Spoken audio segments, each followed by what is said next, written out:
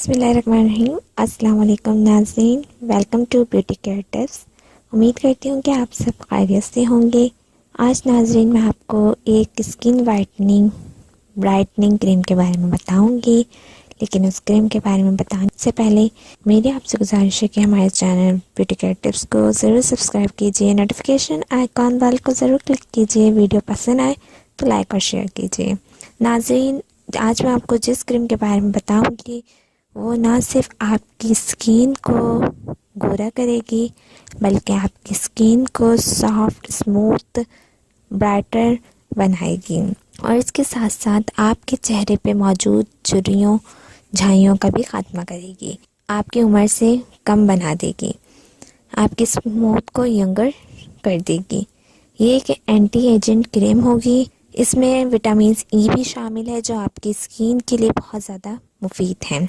इस क्रीम का नाम बताने से पहले मेरी आपसे अगेन रिक्वेस्ट है कि हमारे चैनल ब्यूटी केयर टिप्स को ज़रूर सब्सक्राइब कीजिए, नोटिफिकेशन आइकॉन बेल को ज़रूर क्लिक कीजिए, वीडियो पसंद आए तो लाइक और शेयर कीजिए।